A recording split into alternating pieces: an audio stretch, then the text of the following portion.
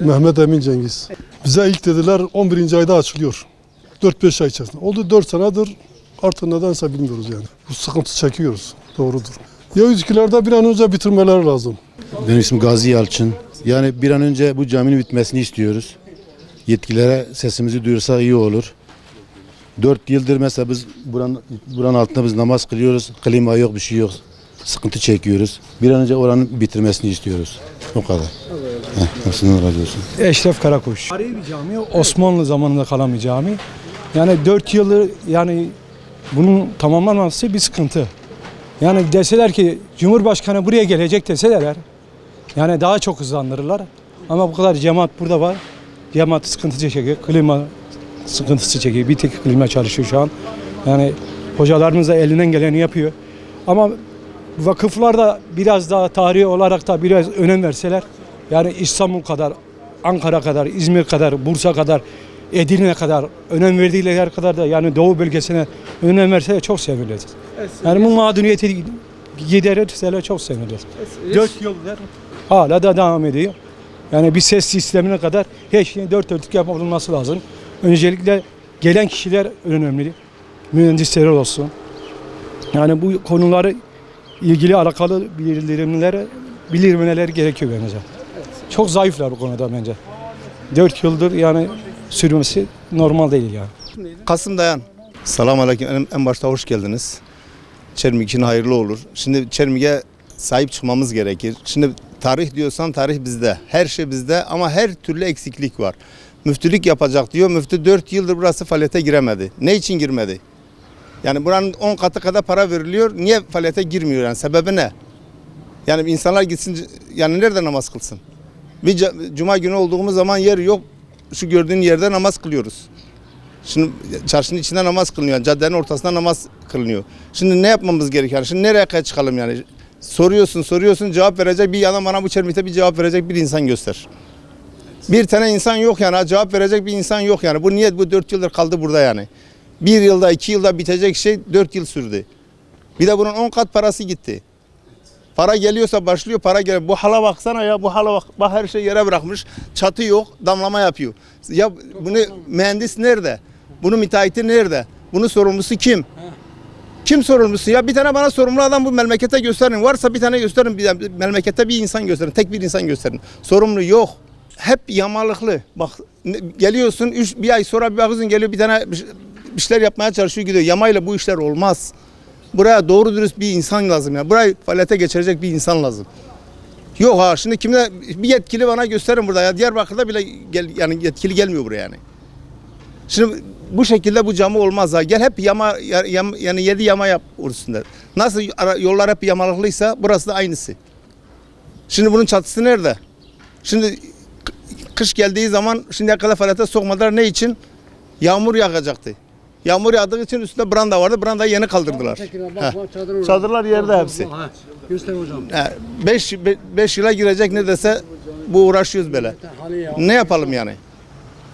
Yetkili kimse yetkili kişi gelsin görüşelim yani. Yapamıyorsa halktan biz para toplar yine bunu yaparız. Biz kimseye minnetimiz yok. Yani bu Çermik'te çatıyı diyorsa bir çatıyı halk gene toplar. Ama bunun parası alınmış, her şey alınmış niye yapılmıyor? Dediğimiz bu kadar yani.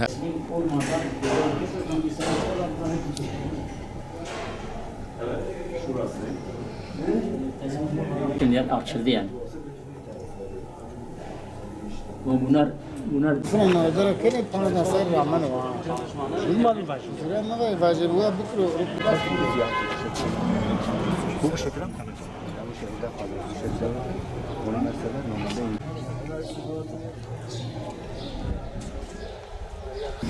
Ben Tepe Mahallesi Muhtarı Fadil Şeker. Cami cemaatiyle görüştük. Burası bir merkezi cami. İlçemizin en büyük camilerinden birisidir ve yoğun olarak kullanılan bir camidir. Yaklaşık 4 yıla yakındır bu caminin restorasyonu devam etmektedir. Ama ne yazık ki baktığın zaman bu caminin eksiklikleri çoktur. Özellikle çatı kısmında akıntılar var. Onları yapmalarına rağmen hiçbir sonuç alınamadı. Yine de şu an çalışmalar devam etmektedir. Ayrıca akıntılardan dolayı bir kısım MAH tarafında küflenmeler oluşmaktadır. Buna vernik atıkları zaman ilerleyen zamanlarda bu tekrardan küfler tekrardan ortaya çıkacaktır. Ayrıca kapı altlarındaki boşluklardan haşeri hayvanlar içeriye giriş yapabilirler. Pencerelerin boşlukları çok olduğu için yaz sezonunda sıkıntı değil de kış aylarında çok büyük bir zarar verecektir içeriye ısınma konusunda. Ayrıca avizelerin yapıya uygun olmadığını düşünüyoruz ve söylentiler cami cemaatine dediklerine göre uygun değil. Ayrıca eksiklikler çok elektrik tesisatında da bu şeyler göz önündedir. Sadece caminin bütün yaklaşık 20'ye yakın bir avizemiz var. 2 prize bağlıdır. Bu da yarın fazla bir yük bağlandığı zaman yangına sebebiyet verebilir. Yani cami cemaatinin bütün sorunları bu şekilde bize yansıyor.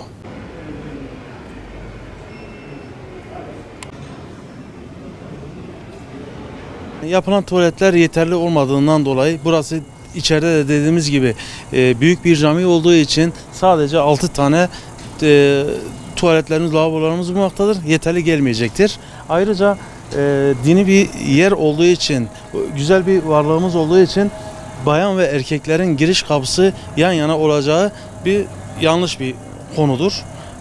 Ayrıca saçak olmadığı için içeriye girişlerde sıkıntı olur. Ayrıca caminin tuvaletlerin arka tarafında 100 metrekareye yakın bir yerimiz vardır. Şimdi tuvaletler oraya olsaydı orası da atıl durumda olmazdı. Gelişigüzel başıboş hayvanlar girmezdi veya bazı insanlar orayı kötü amaçlı kullanabilirler. Çünkü arka taraf olduğu için ister istemez kötü amaçlı kullanma durumu olabilirler. Normalde komple kopması gerekiyor. Tekrardan güzel bir yalıtım. Komple kapı.